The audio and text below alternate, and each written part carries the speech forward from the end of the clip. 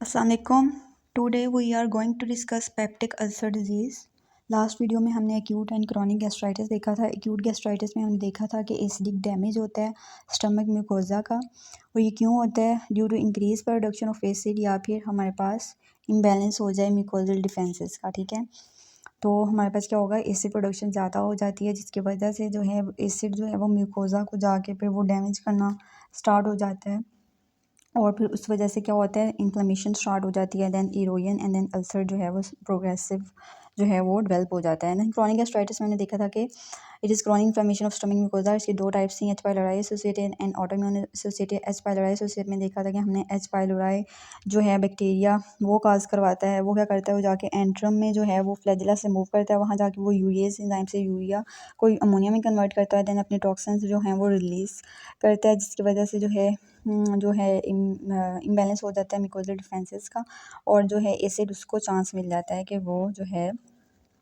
जो क्रॉनिक जो है गैस्ट्राइटिस का उसको चांस मिल जाता है। और देन हमने कहा था कि ये इवेंचुअली जो है वो लीड कर जाता है into that the peptic ulcer disease.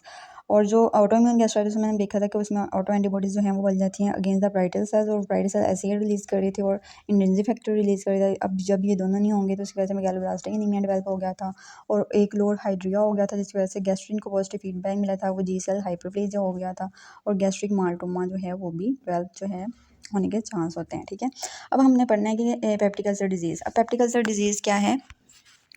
It is a solitary mucosal ulcer involving proximal duodenum को 90% ये इन्वॉल्व करता है, और डिस्टल म्यूकोजा को 10% इन्वॉल्व करता है। ठीक है, अब इसके हम अगर देखें तो इसको हम ड्यूडेनल अल्सर और गैस्ट्रिक अल्सर दो में जो है वो स्टडी करते हैं।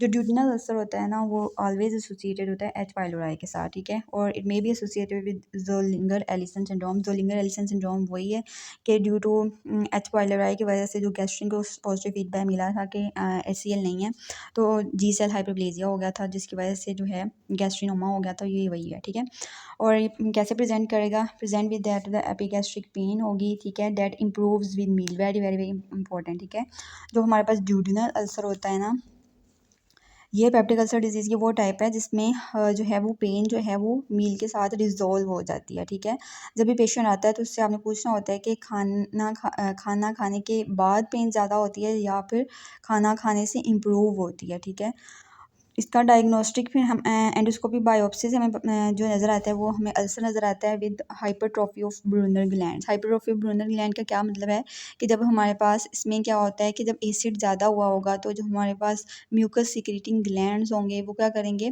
ज़्यादा से ज़्यादा म्यूकस सिक्रीट करेंगे ताकि वो उस एसिड को न्यूट्रलाइज कर सके। ठीक है, इस वजह से उनकी हाइपरट्रॉफी हो जा रही है। ठीक है, usually arises in that of the interior duodenum. ठीक है, अगर ये हमारे पास इंटीरियर ड्यूडेनम है, अगर ये इंटीरियर ड्यूडेनम है, ये पोस्टीरियर ड्यूडेनम है अगर, तो ये जो है ना मोस्टली इंटीरियर ड्यूडेनम को इन्वॉल्व करता है। लेकिन अगर ये पोस्टीरियर ड्यूडेनम को इन्वॉल्व कर रहे, ठीक है, तो वहाँ पे एक आर्टरी होती है गैस्ट्रोड्यूडेनल आर्टरी। ठीक है, तो उसको जब ये इन्वॉल्व कर लेगा तो वो आर्टरी जब डैमेज हो जाएगी तो उस वजह से उसमें से जो है बहुत ज़्यादा ब्लीडिंग होगी। ठीक है, और एक्यूट पेनक्रियाटाइटिस भी डेवलप हो सकता है।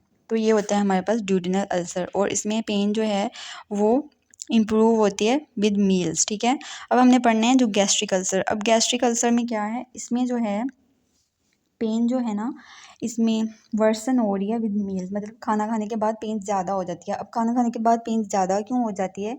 क्योंकि पहले ही एसिड की प्रोडक्शन ज़्यादा है, जब हम खाना खा लेते हैं तो एसिड प्रोडक्शन जो है वो और ज़्यादा हो जाती है। ठीक है, तो ये कंडीशन जो है ना वर्सन हो जाती है, इसलिए जो है वो गैस्ट्रिक अल्सर में एपिगैस्ट्रिन पेन जो है वो ज़्यादा हो जाती है खाना खाने के बाद। अल्सर जो है वो is usually located on the lesser curvature of the antrum. ठीक है, एंड रप्चर, जब उसका लेसर कर्वेचर के अलोंग जो है वो लेफ़्ट गैस्ट्रिक आर्टरी होती है, तो उसका जो है रप्चर हो जाएगा तो ब्लीडिंग होगी from the left gastric artery. तो यही बात उसने बताई हुई है। ठीक है, अब डिफरेंशियल डायग्नोसिस क्या होता है अल्सर का?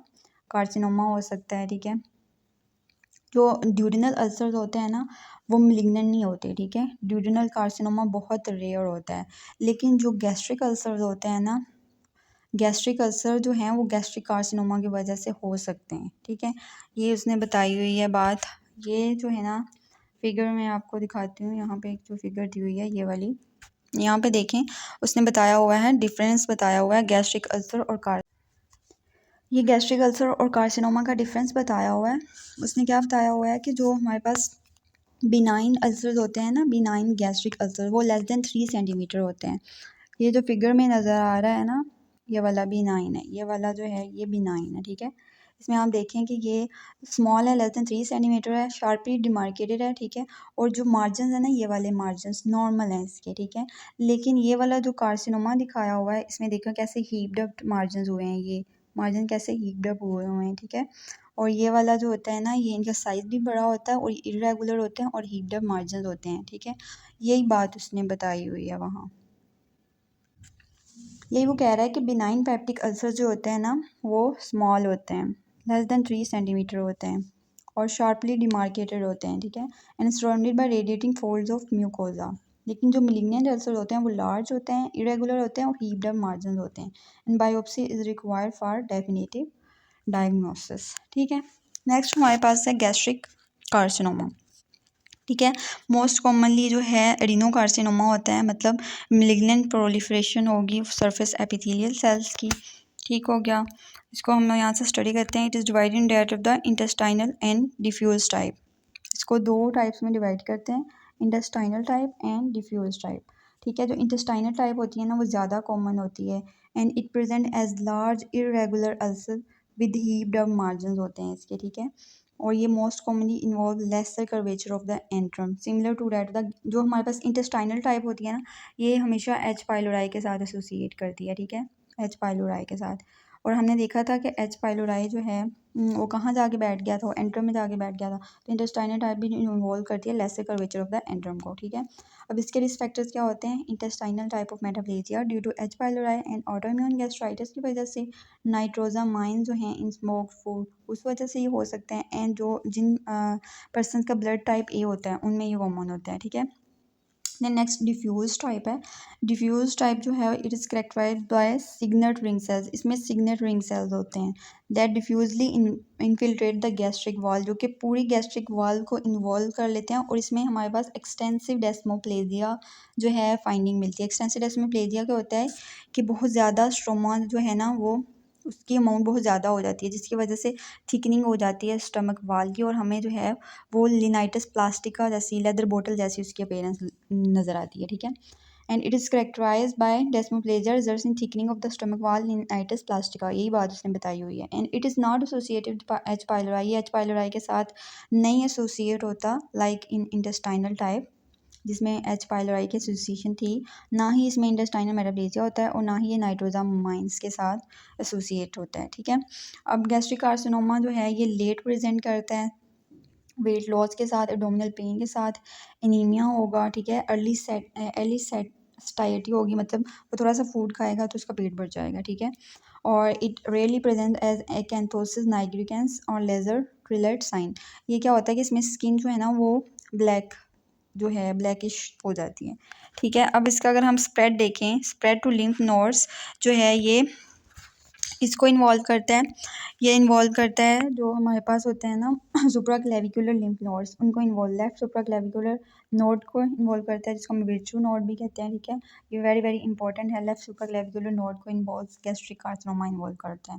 देन इसकी अगर डिस्टेंट मेटास्टेसिस की बात करें तो ये लिवर को जो है वो इन्वॉल्व करता है। और दूसरी साइड की बात करें तो सिस्टर मैरी जोसेफ नोड्यूल जो है पेरी अम्बिलिकल रीजन में जो है ये एक नोड्यूल बनाता है, जिसको हम सिस्टर मैरी जोसेफ नोड्यूल कहते हैं। और ये इंटेस्टाइनल टाइप जो होती है ना कार्सिनोमा की, उसके साथ एसोसिएट होते हैं। नेक्स्ट क्या है? Bilateral ovaries. ये बहुत इंपॉर्टेंट पॉइंट है कि जो हमारे पास गैस्ट्रिक कार्सिनोमा होता है ना, वो जो है ना ओवरीज को इन्वॉल्व कर लेता है, देन उसको हम कहते हैं क्रूकनबर्ग ट्यूमर, ठीक है। ये डिफ्यूज टाइप के साथ एसोसिएट होता है। क्या होता है कि हमारे पास ये जीआईटी है, ये ओवरीज है, ठीक है।